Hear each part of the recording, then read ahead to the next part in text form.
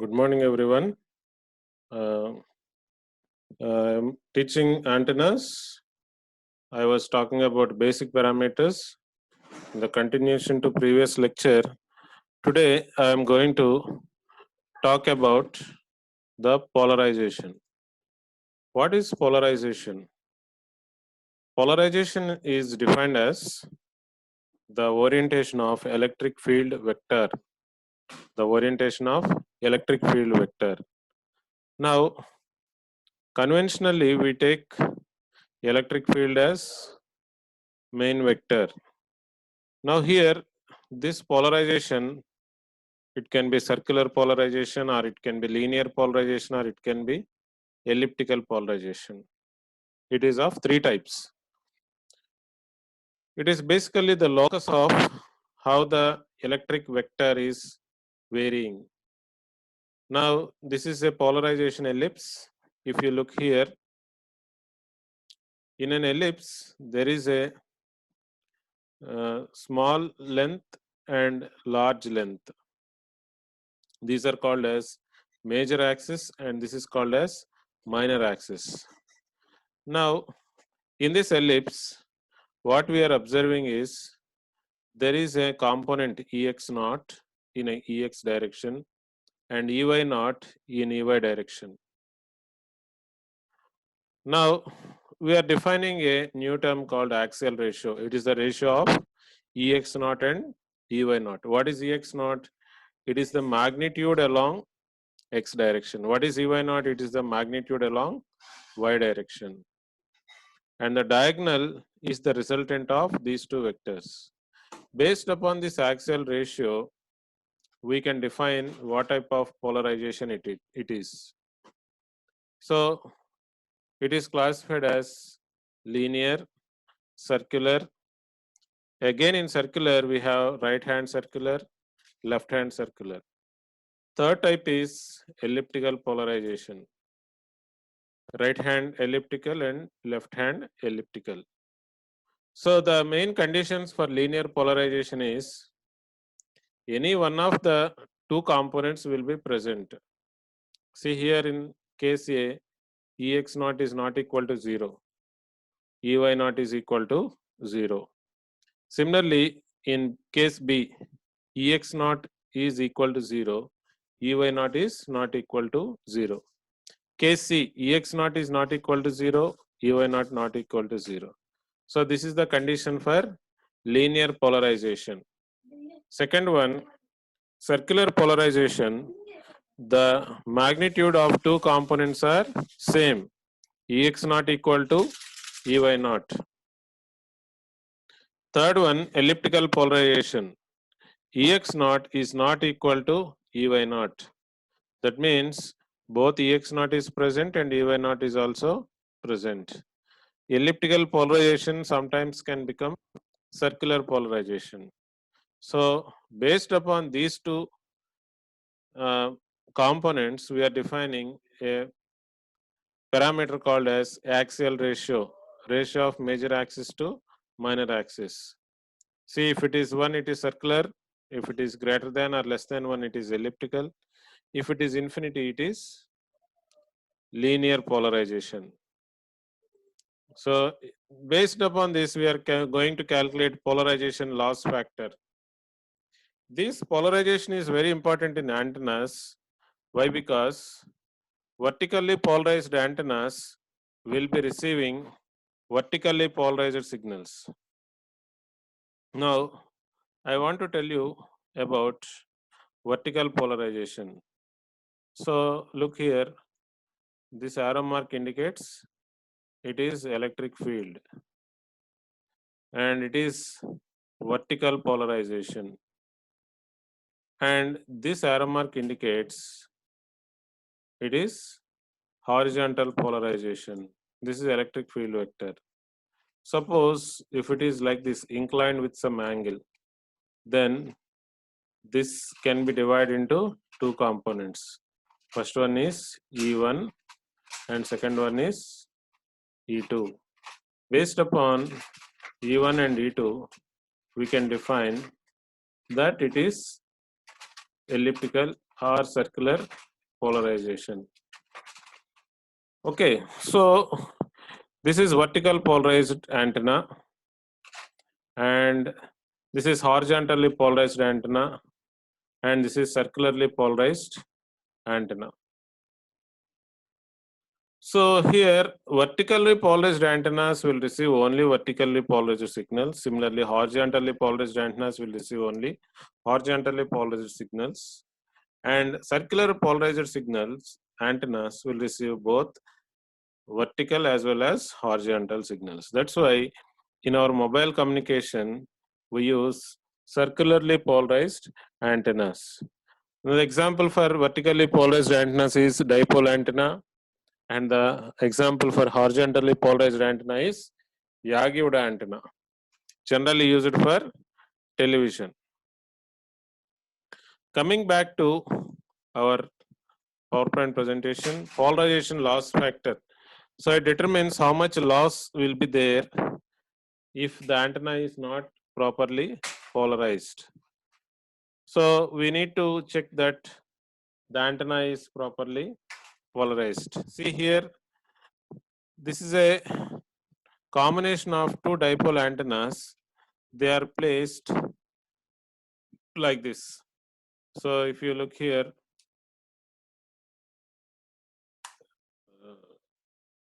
I am taking the whiteboard, eraser. So here, I am going to draw a dipole antenna. So what is the radiation pattern of a dipole antenna? If you observe, it is like, it is having a radiation pattern which is like a figure of 8, which is like a figure of 8. See, this is the radiation pattern of dipole antenna. If it is vertically polarized antenna, if the antenna is horizontally polarized, so what is the radiation pattern? The radiation pattern is like this. Now, if you take two dipole antennas like this, so this is one radiation pattern and this is another radiation pattern. So if you take the combined radiation pattern, we are getting almost circular radiation pattern. That is the advantage of two dipole antennas which are placed perpendicular to each other. They exhibit circular polarization.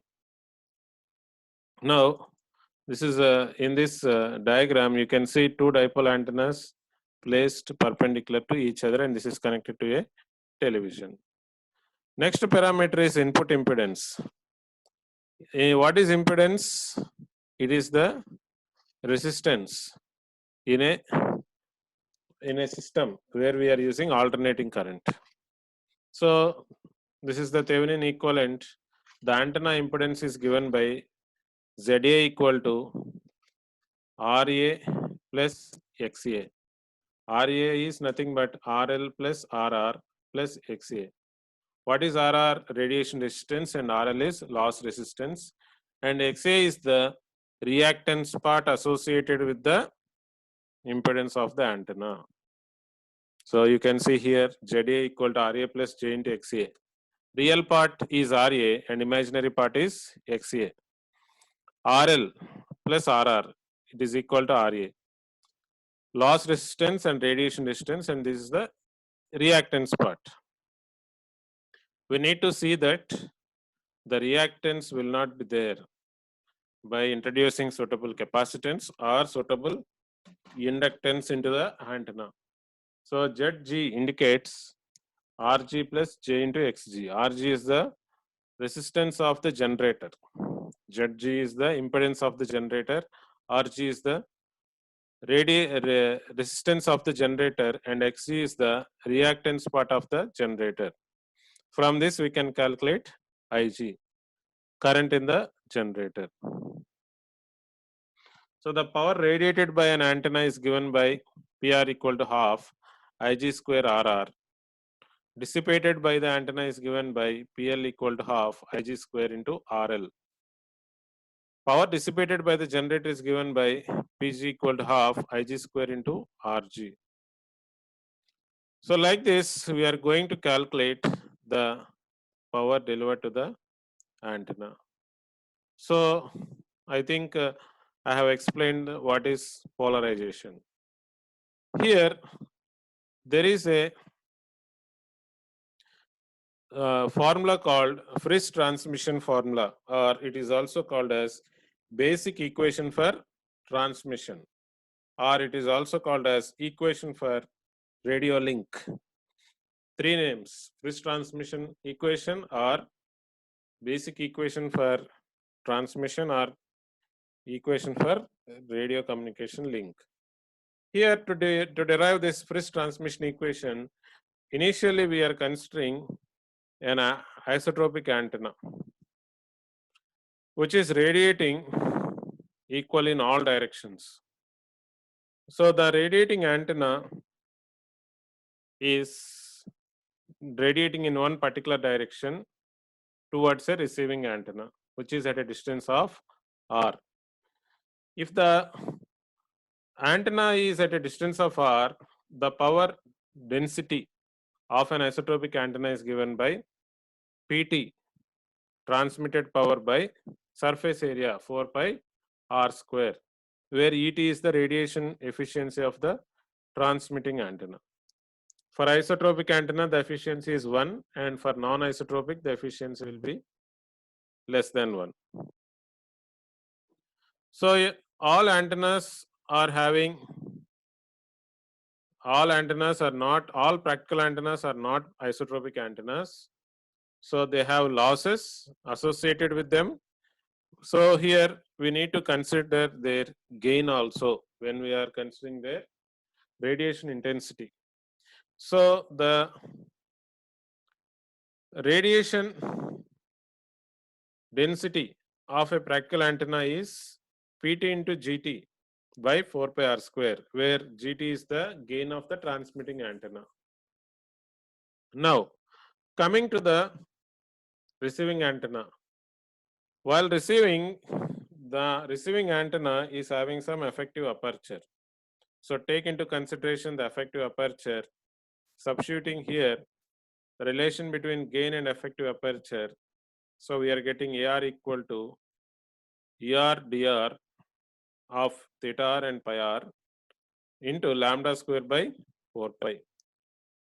Here we need to consider G equal to 4 pi AE by r square, lambda square. So from that equation, we got this relation. Next, the received power can be written by substituting this value. So received power equal to ER into DR lambda square by 4 pi into WT. So multiplying these two, we are getting this equation. So the received power depends upon the directivity of the transmitting antenna, the directivity of the receiving antenna, and the path loss. The path loss is given by lambda by 4 pi r whole square. So this is the equation for radio communication link. See here, lambda by 4 pi r square is called as free space path loss. So D of T is nothing but directivity of transmitting antenna, and D of R is directivity of receiving antenna. Next. So like this, we can calculate the received power using Friis transmission equations. So students, I have completed all the parameters. Here I want to show you one more thing, that is the dual nature of the antenna. Dual nature of the antenna. How antenna acts as dual element. So if you look here, antenna, see, it is acting as both, it is having circuit quantities as well as space quantities. So what you are observing here is Antenna impedance is a circuit quantity, radiation resistance is a circuit quantity, antenna temperature is a circuit quantity. Second, space quantity. What are space quantities? Field pattern like radiation pattern. Next, polarization, it is a space quantity. Power pattern, beam area, directivity, gain, effective aperture, radar cross section. Because of all this, it is acting both as circuit element at low frequencies, and again at high frequencies it is acting as space element. Because of all this, we call antenna is exhibiting dual nature. Now based upon this, we are going to now I am going to give some assignment questions for you. Take down. What are the applications of antennas? First question is, what are the applications of antennas? Second question is, what is radiation pattern? What is radiation pattern? Next, define half power beamwidth and first null beamwidth. Define half power beamwidth and first null beamwidth. Next question. What is the relation between effective area and gain? Next question is, what is the relation between effective area and gain? Next question is, why circular polarization is better than linear polarization? Why circular polarization is better than linear polarization? Next question is, derive Friis transmission equation. Derive Friis transmission equation. So I think you can answer all these questions and submit an assignment to me. I hope you have understood the basic parameters of an antenna.